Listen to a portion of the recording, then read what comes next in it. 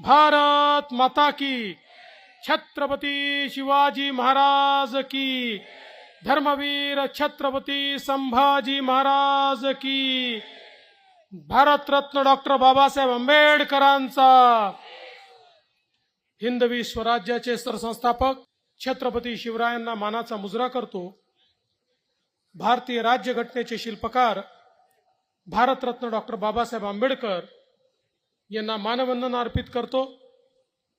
आजच्या या प्रचार सभेमध्ये ज्यांच्या प्रचाराकरता आपण सगळे या ठिकाणी उपस्थित झालो ते या बडनेरा मतदारसंघाचे तरुण तडफदार लोकप्रिय आणि कार्यसम्राट आमदार रवी राणाजी,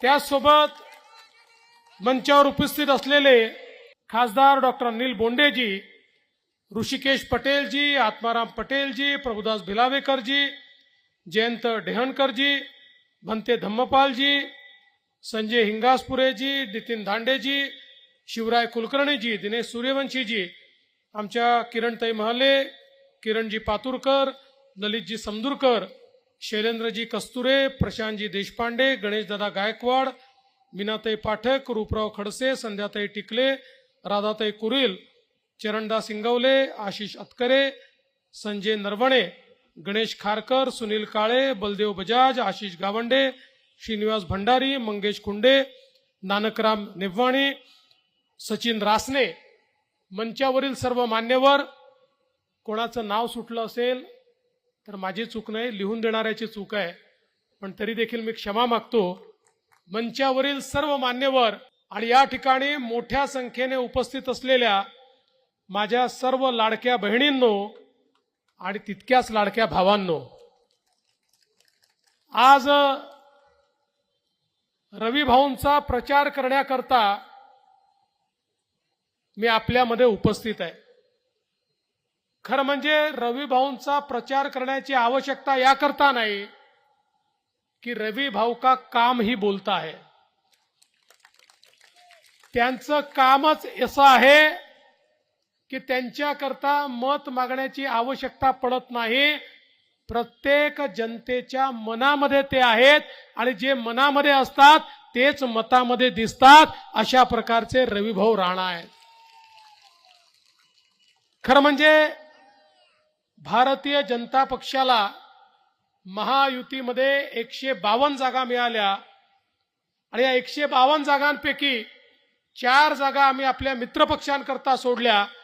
त्यातली एक जागा युवा स्वाभिमान करता, एक जनसुराज्य करता, एक आरपी आठवले करता आणि एक आरएसपी करता, आणि त्यातलीच एक जागा जी युवा स्वाभिमान करता महायुतीमध्ये भारतीय जनता पक्षाच्या राष्ट्रीय नेत्यांनी दिली, ती जागा म्हणजे रवी भाऊ राणांकरता या ठिकाणी दिली। तर रवी भाऊचं मतदार जे चिन्ह आहे, बोध चिन्ह आहे, ती फार जोरदार आहे, पाना।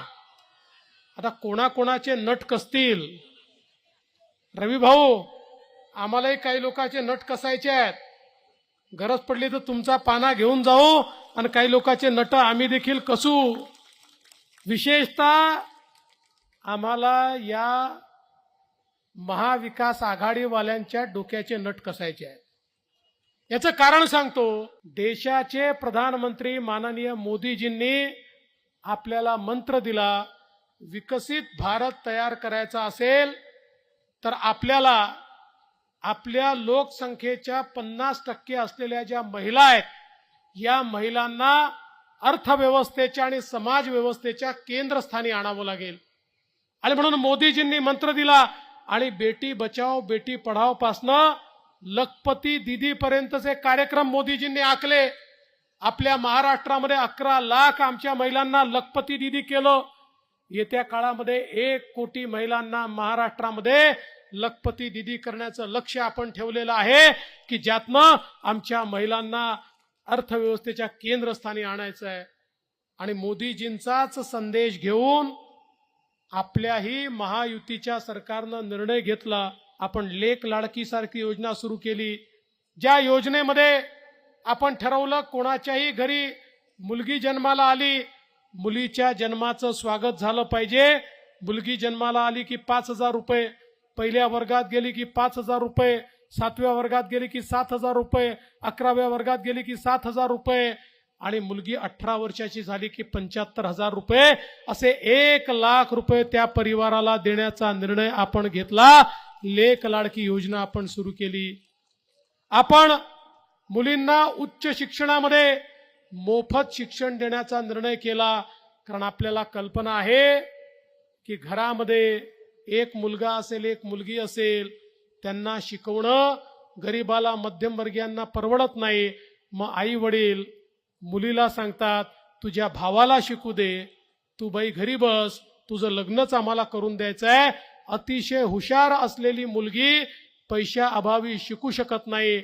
आणि म्हणून आम्ही सांगितलं मुलीच्या आई बापांना की तुम्हाला तुमच्या मुलीला शिकवण्याची अडचण असेल तर चिंता करू नका. मुलीचे मामा हे मुंबईच्या मंत्रालयात बसले आहेत, ते मुलीची फी भरतील आणि 1,00,000 रुपये, 2,00,000 रुपये, 5,00,000 रुपये जेवढी मुलींची उच्च शिक्षणाची फी आहे ती आपल्या सरकारने भरायला सुरुवात केली.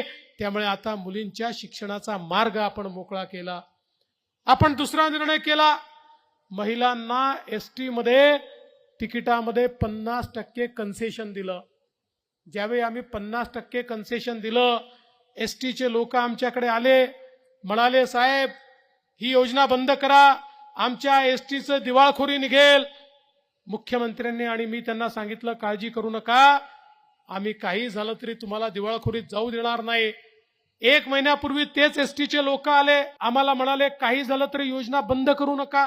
अरे म्हणतो तुम्हीच म्हणत होते चालू करू नका, आता तुम्ही म्हणता बंद करू नका. म्हणाले साहेब ही योजना सुरू झाल्यापासनं इतक्या महिलांनी एसटी मध्ये प्रवास सुरू केला की आमची तोट्यात असलेली एसटी फायद्यामध्ये आली. आता ही योजना बंद करू नका. मग मी देखील थोडी माहिती काढली की चाललं काय आहे. माझ्या लक्षात आलं आता तालुक्याला जायचं असेल, जिल्ह्याला जायचं असेल, आमच्या लाडक्या बहिणी भाऊजींना सांगतात तुम्ही घरी बसा, तुम्ही गेले तर तिकिटाचा खर्चही दुप्पट होतो, गेले की पान तंबाखू खर्रा दारू काय करून याल वसन आणि कुठे पैसे घालून याल याचा भरोसा नाही आहे. मी अर्ध्या पैशात काम करून येते आणि घरचे पैसे वापरते. त्यामुळे आमच्या बहिणीच आता पुढे निघालेल्या आहेत. अशा प्रकारची योजना आपण सुरू केली. आणि त्यासोबत लाडकी बहीण योजना आपण सुरू केली की ज्या योजनेमध्ये आमच्या बहिणींना त्या ठिकाणी ओवाळणी म्हणून, भाऊबीज म्हणून दर महिन्याला 1,500 रुपये आम्ही त्यांच्या खात्यामध्ये देतो. आम्ही ज्यावेळेस हे पैसे देणं सुरू करू असं सांगितलं, या महाविकास आघाडीच्या लोकांनी आम्हाला वेड्यात काढलं, मूर्खात काढलं, खोटी आहे, फसवी आहे, होणार नाही, अशा प्रकारच्या अनेक वल्गना केल्या. पण त्यांच्या नाकावर टिचून 2.5 कोटी बहिणींच्या खात्यामध्ये नोव्हेंबर पर्यंतचे सगळे पैसे आम्ही त्या ठिकाणी देऊन टाकले. आणि आता पुन्हा डिसेंबर पासनं एकदा तुमचा आशीर्वाद मिळाला आणि नवीन सरकार आलं की 1,500 रुपये नाही 2,100 रुपये आम्ही आमच्या लाडक्या बहिणींना देणार आहोत. पण मी तुमचा पाना का मागितला माहितीये? तो याकरता मागितला, सर्व प्रकारचे प्रयत्न बंद केल्यानंतर हे महाविकास आघाडीचे लोक आता हायकोर्टामध्ये गेले आणि हायकोर्टामध्ये जाऊन त्यांनी सांगितलं की या ठिकाणी या ज्या योजना आहेत, लाडकी बहीण, लेक लाडकी, मोफत शिक्षण, या सगळ्या योजना म्हणजे पैशाचा चुराडा आहे. या योजनांवर स्थगिती द्या, या योजना बंद करा. बहिणींनो लक्षात घ्या, आम्ही जसे तुमचे सख्खे भाऊ आहोत, हे महाविकास आघाडीवाले तुमचे सावत्र भाऊ तुमच्या योजना बंद करण्याकरता त्या ठिकाणी हायकोर्टामध्ये गेले. पण हायकोर्टाने त्यांना नकार दिला आणि सांगितलं लाडकी बहीण योजना सुरूच राहील. पण आता हे अशाच प्रकारचे षडयंत्र माझ्या बहिणींकरता करत राहतील. म्हणून रवी भाऊ तुमचा पाना द्या. या सगळ्या महाविकास आघाडीवाल्यांच्या डोक्याचे जे काही नट आहेत ते असे कसतो की त्यांच्या डोक्यामध्ये बहिणींच्या विरोधात कधी या ठिकाणी भावनाच येणार नाही. आज आपण पाहू शकतो वेगवेगळे निर्णय आपल्या सरकारने घेतलेले. मग शेतकऱ्यांकरता त्या ठिकाणी वीज बिल मोफत, विजेचे त्या ठिकाणी आपण निर्णय केला की आता शेती पंपाला वीज बिल लागणार नाही, पुढचे 5 वर्ष शेतकऱ्यांना शेती पंपाची वीज ही फुकट देण्याचा निर्णय हा आपल्या सरकारने घेतला। आणि आता तर दिवसा 12 तास वीज देण्याचा निर्णय आपण करतो। शेतकऱ्यांकरता वेगळी वीज कंपनी तयार केली, 14,000 मेगावॅट विजेची निर्मिती होते आहे, 18 महिन्यामध्ये काम पूर्ण होईल आणि त्यानंतर माझ्या शेतकऱ्याला दिवसा 12 तास 365 दिवस वीज या महाराष्ट्रामध्ये आपलं सरकार या ठिकाणी देणार आहे। हे शेतकऱ्यांचं सरकार आहे आणि म्हणून आपण निर्णय केला, तुमच्या आशीर्वादाने पुन्हा सरकारमध्ये आलं की शेतकऱ्यांना पूर्णपणे कर्जमाफी देण्याचा निर्णय देखील आता आपल्या सरकारने घेतलेला आहे। आणि एवढंच नाही तर आपण निर्णय घेतला, मागच्या काळामध्ये कापूस सोयाबीनचे भाव पडले, हे भाव पडल्यानंतर आपण भावांतर योजना आणली आणि सांगितलं शेतकऱ्यांना जे काही भाव पडले आहेत त्या ठिकाणी हेक्टरी 5,000 रुपये आम्ही देऊ, ते शेतकऱ्यांच्या खात्यामध्ये जमा केले। आता तर आपण सांगितलंय की पुढच्या काळामध्ये ज्या वेळी अशा प्रकारे MSP पेक्षा भाव कमी येतील, हमी भावापेक्षा कमी भाव येतील, त्यावेळी जो काही फरक असेल तो शेतकऱ्यांच्या खात्यामध्ये सरकार थेट जमा करेल। आमच्या शेतकऱ्यांना कुठेही शेतमालाचा भाव कमी झाला आहे याचा अहसास होणार नाही, अशा प्रकारचा प्रयत्न आपण केलाय।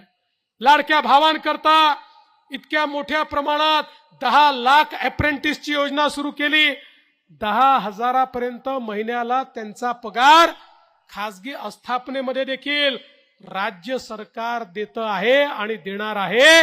म्हणजे लाडक्या भावांना देखील हाताला काम देण्याचा प्रयत्न आपलं सरकार करत आहे। खरं म्हणजे अनेक योजना आहेत, मी सगळ्या योजना सांगणार नाही, पण आपण पाहू शकतो हे सरकार लोकाभिमुख सरकार आहे, जनसामान्यांकरता काम करणारं सरकार आहे।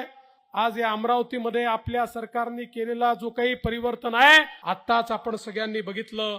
रवी भाऊंनी आपल्या भाषणामध्ये सांगितलं अमरावतीचा टेक्सटाईल पार्क असेल, अमरावतीमध्ये या ठिकाणी एअरपोर्ट असेल, अमरावतीमध्ये मेडिकल कॉलेज असेल, अमरावतीमध्ये मराठी भाषा विद्यापीठ असेल, अमरावतीमध्ये आमच्या हनुमान व्यायाम प्रसारक मंडळाला क्रीडा विद्यापीठाचा दर्जा असेल, एक नाही असे अनेक कामं या ठिकाणी आम्ही केली। आणि मला सांगताना आनंद वाटतो ही सगळी कामं करत असताना सातत्याने आमच्या पाठीशी एक व्यक्ती होती, त्या व्यक्तीचं नाव आहे रवी राणा, की जो पूर्ण ताकदीनं त्या ठिकाणी आमच्या पाठीशी उभा होता। रवी असेल, नवनीत ताई असतील, यांनी सातत्याने संघर्षामध्ये आमची साथ दिली। महायुतीच्या पाठीशी, भाजपच्या पाठीशी, माझ्या पाठीशी हे सातत्याने उभे राहिले।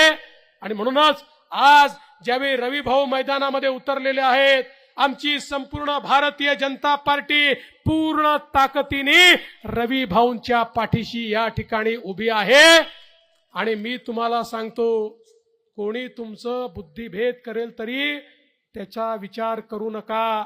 आता आपला एकच धर्म आहे आणि तो महायुतीचा धर्म आहे, महायुतीचा धर्म।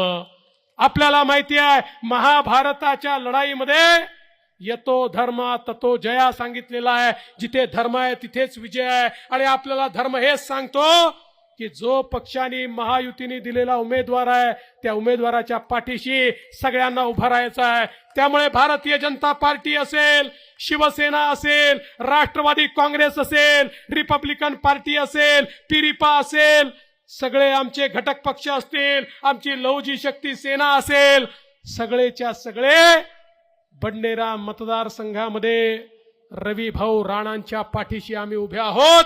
आणि त्याच वेळी हे देखील सांगितलं पाहिजे की अमरावती मतदारसंघामध्ये देखील सुलभाताई खोडकेंच्या पाठीशी आमची महायुती पूर्णपणे या ठिकाणी उभी आहे।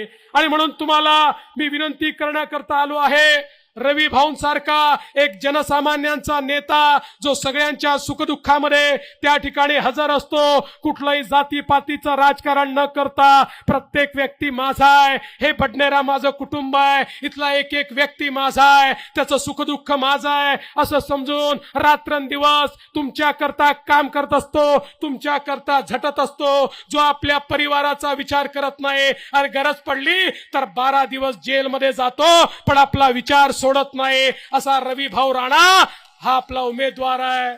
आणि म्हणून तुम्हाला माझी विनंती आहे, अरे रवी भाऊ निवडून येणार ही तर काळ्या दगडावरची पांढरी रेग आहे. मी निवडून द्या सांगायला आलो नाही, मी हेच सांगायला आलो आहे, रेकॉर्ड मताने रवी भाऊ राणाला या मतदारसंघातनं निवडून पाठवा एवढीच विनंती करतो आणि माझं बोलणं संपवतो. धन्यवाद. जय हिंद.